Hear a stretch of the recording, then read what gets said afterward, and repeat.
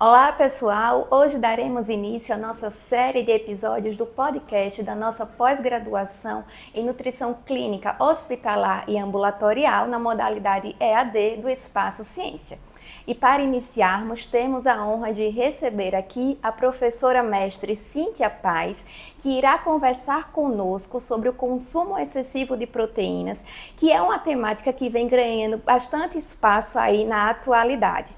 Então, professora Cíntia, seja bem-vinda e eu já inicio perguntando para você como é que você avalia na prática clínica esse consumo crescente de proteínas pelas diferentes faixas etárias nos diferentes grupos sociais. Isso, professora Patrícia. Um cuidado que a gente tem que ter, né, que hoje o consumo elevado de proteína pela população, né, aleatoriamente, sem orientação, sem supervisão de um nutricionista, né, sem prescrições individualizadas, estão fazendo com que as pessoas consumam em excesso. Uma vez que o hábito alimentar, principalmente dos brasileiros, já tem um consumo elevado de proteína, né? Então, assim, faz com que as pessoas comam esse excesso de proteína, e esse excesso de proteína muitas vezes pode levar a alguns danos que necessariamente poderiam ser evitados se fossem prescritos sobre uma orientação nutricional. Cíntia, quais são os principais danos que esse consumo excessivo de proteínas pode levar? Professora, a gente já tem observado, tem vários estudos mostrando que efetivamente o consumo de proteína, ele por si só, ele não levaria a nenhum dano, nenhuma lesão renal. Para aquele público que não tenha algum fator que poderia ser predisposição a ter a doença renal. Tá? Então, antes da gente prescrever esse consumo de proteína, a gente deve fazer um levantamento, uma anamnese desse indivíduo, né, com fatores hereditários, genéticos, população, anamnese bem detalhada, vendo histórico familiar, né, histórico de doença renal na família, para que a gente histórico de litíase renal na família, para que a gente possa ajustar essa proteína com segurança, né? E aí a gente sabe que a proteína, ela tem sim, a gente pode falar de uma forma geral, ela é bem usada em determinadas dietas, como a gente tem um paciente desnutrido, a gente sabe que precisa de um aporte maior de proteína, a gente tem um paciente que tem um sobrepeso, uma obesidade, que a gente precisa ajustar a proteína para uma redução de peso melhor. Buscamos estratégias para se usar a proteína e fazer o ganho de massa muscular ou a perda de peso, a gente consegue ajustar isso, mas com cuidado. O que está acontecendo na atualidade é o consumo sem orientação, indiscriminado. Né? E aí o que está acontecendo? As pessoas estão consumindo excessivamente a proteína, buscando essa suplementação, muitas vezes à base de suplementação, ou muitas vezes atrás na alimentação mesmo, consumo exagerado, onde a gente pega o paciente, vai fazer uma anamnese, o paciente com consumo de 10 ovos por refeição.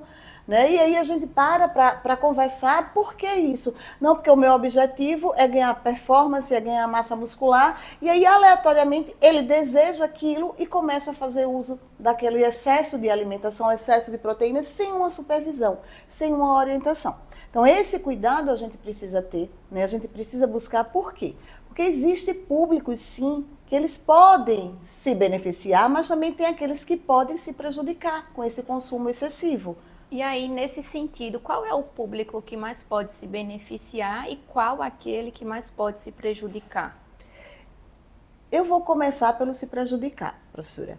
Porque assim, quando a gente vê um paciente que chega ao consultório, que ele traz esse desejo de um ganho de massa muscular, um aporte proteico maior, visando, né, uma construção de massa muscular, a gente vai buscar, né, principalmente a parte da anamnese, buscando histórico familiar de doença renal crônica, se tem fator de risco como hipertensão, diabetes, porque já são fatores de risco para a doença renal crônica, né? Se esse paciente ou se esse cliente que chega ao nosso consultório, ele tem um histórico de família de litíase renal, ou se ele tem quadros de infecções urinárias, por quê? quê? Porque o excesso de proteína, ele muda o pH urinário, né? E aí ele pode causar o quê? Nessa mudança de pH, cristalização dessa urina. E aí formar cálculo renal. Então, se ele tem predisposição e ele faz esse consumo excessivo de proteína, a gente pode estar favorecendo a esse paciente até quadros de litíase renal futuramente,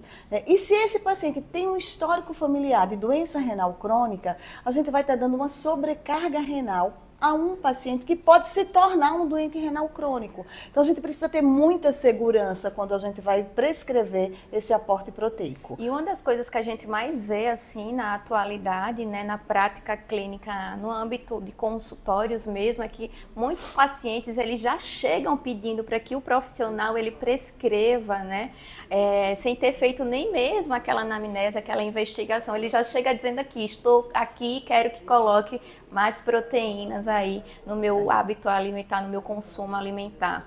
Quando eles não já chegam usando, né? Muitas vezes já chegam porque estavam na academia e foi prescrito, ou um colega está usando, então eu comecei a usar também, né? E aí quando a gente vai fazer a anamnese, a gente consegue identificar. Inclusive eu já recebi muito em consultório paciente com proteinúria por excesso de proteína. Quando a gente reduz essa proteína, deixa numa dieta normoproteica, a gente consegue resolver a situação. Né? Então, realmente, assim, é o uso indiscriminado. Então, cada indivíduo, ele tem uma recomendação, ele tem uma necessidade. E a gente precisa estar atento a isso, né? O meu objetivo é ganhar massa muscular? Sim, mas de uma forma que eu não consiga lesar o meu órgão, ou que eu não vou precipitar uma doença como uma litíase renal. Né? Então, a gente precisa harmonizar a dieta desse paciente, a gente precisa individualizar e prescrever de forma segura, né? Já, como falando, público que pode se beneficiar, sim, existe. Então, a gente tem uma criança desnutrida numa fase de crescimento, né? A gente tem que dar um aporte proteico maior. A gente tem uma gestante, a gente precisa dar um aporte proteico maior. Entretanto, se essa gestante for hipertensa ou tiver doença renal, a gente também tem que controlar, porque a gente sabe que a gestação é um fator de risco também, se você tiver predisposição de doença renal, né? Então, a gente precisa estudar, ver a situação de cada indivíduo e a partir daí a gente prescrever. O paciente obeso, o grande obeso, que está com a dificuldade de perder peso, a gente pode sim usar a estratégia de uma dieta mais hiperproteica por um tempo curto e monitorar, né? Monitorar com o quê? Com exames bioquímicos, com exame de urina, para que a gente veja se esse paciente começa a perder proteína através desse exame de urina, né? E aí a gente vai ajustando e adequando, porque são estratégias, não é uma dieta para sempre, são estratégias que a gente usa para atingir aquele objetivo, né? Ou para dar um up naquela dieta, para aquele paciente motivar, mas não é uma coisa que a gente vai usar por muito tempo. Exatamente, e aí a gente vê, né, na sua própria fala fica evidenciado isso, a importância desse acompanhamento, né, de avaliar caso a caso, né, para que aquela prescrição ela realmente seja uma prescrição individualizada. E aí dentro dessa perspectiva da prática clínica, Cíntia, como é que você vê os principais desafios do profissional perante a esse panorama que nós temos hoje em relação ao consumo excessivo de proteínas? É um desafio, viu, professora Patrícia? Porque, assim, como você falou, eles já chegam formados, né? Eles já querem o que a gente prescreve. E se você não prescrever, na cabeça você não é um bom profissional. Né? Então, você conseguir ganhar a confiança do seu cliente, do seu paciente, é o primeiro passo. Tá? Então, você nunca vai dizer não, mas você vai tentar trazer ele para você. Você vai mostrar as consequências daquela atitude que pode se causar na vida dele, né? E aí a gente vai passo a passo. A gente vai ajustar a sua proteína, eu vou aumentar a sua oferta proteica, mas vamos com calma, eu preciso lhe conhecer. E nesse momento a gente vai ganhando essa confiança. A gente vai trazendo esse paciente para a gente e aí a gente vai trabalhando sim, se ele realmente precisa, qual o objetivo dele, será que esse objetivo dele não pode ser concretizado com um treino de uma intensidade maior, sem necessariamente ter essa sobrecarga de proteína, né? Então assim, dá para a gente aumentar um pouquinho, dá para eu sair numa normoproteica, dá para eu iniciar com 1,2, dá tranquilo, aumentar a ingestão hídrica, vou monitorando, né? O que eu não posso é simplesmente aleatoriamente prescrever e largar, deixar, sem monitorar. né? Então, eu acho que no momento o importante é a gente ganhar a confiança do nosso paciente. Né? E você saber convencê-lo, porque se você não souber convencê-lo, ele é que vai lhe convencer, e você vai acabar saindo com a prescrição da dieta hiperproteica, né? E dos suplementos por aí. Então a gente aqui precisa convencê-lo, usar estratégias, né, para mostrar a ele que ele vai conseguir o objetivo dele, gradativamente, né? Aos poucos a gente vai conseguir. E aí, Cíntia, dentro dessa perspectiva, a abordagem multidisciplinar também ela se faz extremamente necessária, né? Porque as consequências, por exemplo, desse consumo excessivo, elas podem ser drásticas para alguns pacientes, né? Quando não ocorre esse monitoramento, né? Essas intervenções mais individualizadas. E outra coisa que a gente também vê aí, puxando para aquela situação do que o paciente, muitas vezes, ele já chega no consultório dizendo que quer que a gente coloque ali mais proteína, é porque parece que virou regra, né? Você entrar na academia e você já tem que ir lá fazer o consumo de whey protein, né? Isso. Então, tá virando uma cultura mesmo, né? Isso. E para os profissionais da nossa área e de outras áreas também, isso tem sido extremamente desafiador, porque é como se a gente estivesse remando contra a maré, né? É verdade, professora. Inclusive, assim, não que eu seja contra, eu sou super a favor do uso do whey, né? Eu acho que a gente tem uma excelente qualidade de proteína, que tem estratégias importantíssimas para ser usada num plano alimentar, né? Mas com segurança. É isso que eu digo, né? A gente usar com segurança. A gente mostrar que vai usar o whey, porque muitas vezes eu prescrevo o whey para satisfazer o meu paciente e vou reduzir na via oral dele de ingesta de alimentação. Então, assim, o custo é muito mais alto para esse paciente, né? E ele pode consumir aquela quantidade de proteína na alimentação normal do dia a dia, numa alimentação prazerosa, com a família, com os amigos, com os filhos. Então é esse cuidado que a gente tem que ter e ensinar, porque muitas vezes eles não sabem disso. Eles chegam querendo, mas na hora que você ensina e que você mostra que ele pode ter aquela quantidade de proteína do whey, numa forma de um cardápio bem elaborado e ajustado para a família, no contexto familiar, a gente vai dar muito mais prazer a ele, né? A gente vai fazer com que ele esteja inserido, né, numa vida social com a família, que vai dar dando a ele condição de ter essa dieta num aporte proteico maior e podendo sem estar fazendo uso dessa suplementação, né, num ajuste de um plano alimentar individualizado. Entretanto, algumas situações faz com que a gente precise usar. Né? Então, assim, eu não tô, como eu disse, eu não sou contra. Se você tem uma performance, se você tem uma atividade de um gasto energético e proteico muito intenso, um triatleta, uma atividade física muito intensa, você não consegue dar. Muitas vezes eu preciso para o paciente dar 2 gramas de proteína, e aí eu sei que eu não consigo dar para determinadas pessoas, então eu preciso fazer uso dessa suplementação, tá? Só que essa pessoa, ela tem risco de se tornar um doente renal crônico, ela tem histórico familiar de se tornar renal crônico? Tem, mas ela tem essa necessidade. Por quê? Porque ela consegue, ela faz uma atividade muito intensa, que ela tenha um gasto proteico muito grande. Então ela precisa da proteína. Então eu vou buscar estratégias da melhor proteína. Que proteína eu vou sobrecarregar menos essa função renal, né? Eu vou buscar outros marcadores bioquímicos que eu possa acompanhar se está lesando ou não esse problema renal desse paciente através de outros marcadores bioquímicos que podem trazer para a minha efetividade, né, do estado real dele, de como ele está, e vou monitorando e ajustando se é o perfil desse cliente ou desse paciente.